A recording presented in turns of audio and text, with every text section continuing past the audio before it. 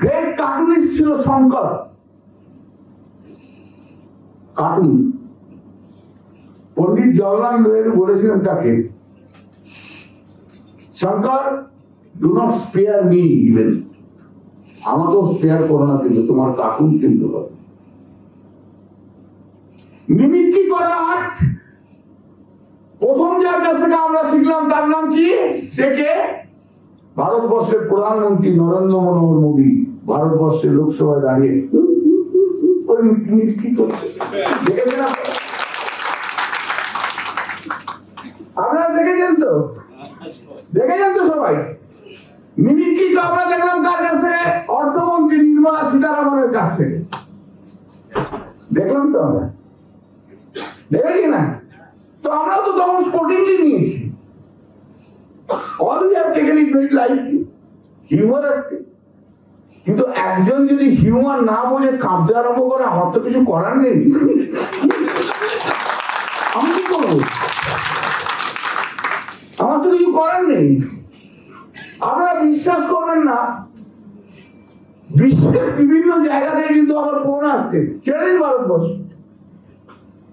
তারা আমার কাগজ পাঠাচ্ছে, ডকুমেন্টস পাঠাচ্ছে, তারা হাসছে, তারা আমার ইন্টারভিউ চাইছে। আমরা এখন না, পরে দেবো, কয়েকদিন দেবো।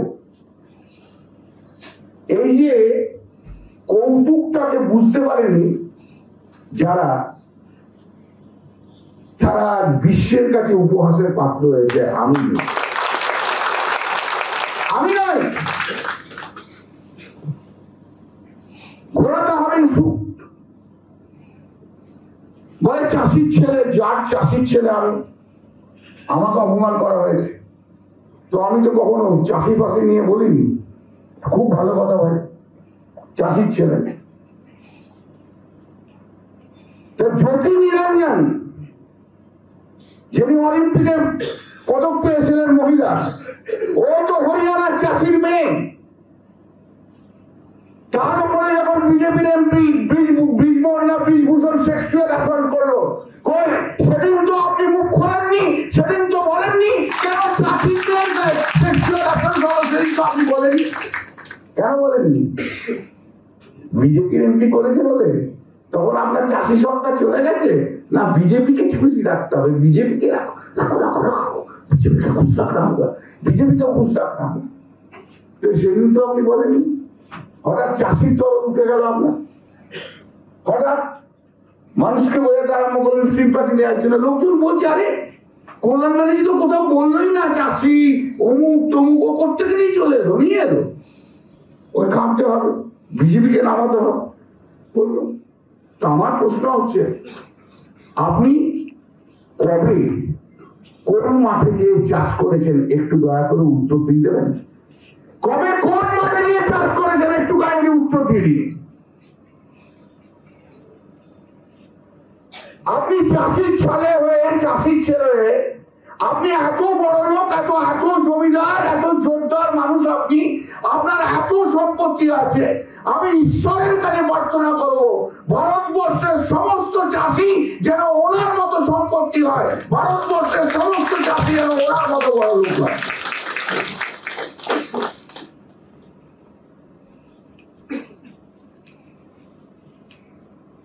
চাষিরা, ভারতবর্ষের চাষিরা অর্ধেকের উপর শীতকালে একটা কম্বল জোটাতে পারেন না।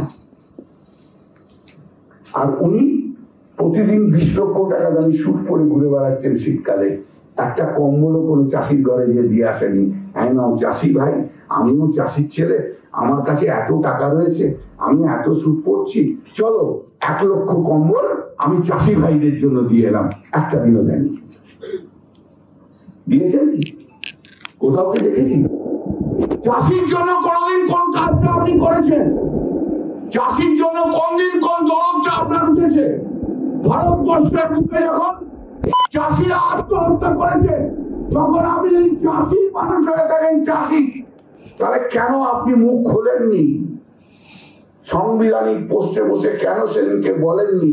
কেন ভারতবর্ষের চাষিরা আত্মহত্যা করছে সে কথা বলেননি? কেন বলেননি? কেন? বলতে পারেন। আসলে পলিটিক্যাল করতে হবে, অসুবিধা কিছু নেই।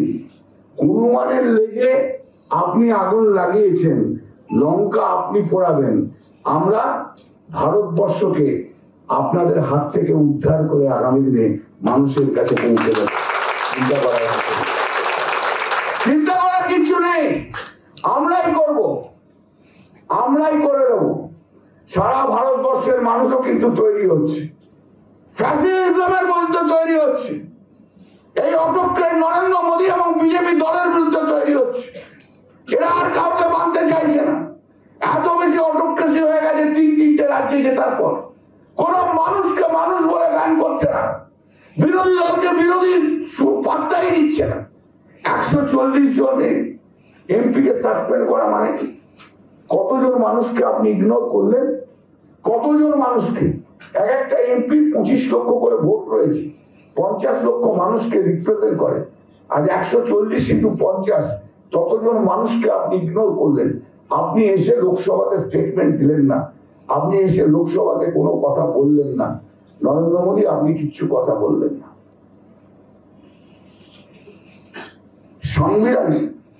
সাংবিধানিক কিছু কিছু পোস্ট আছে জানেন তো, সেই পোস্টে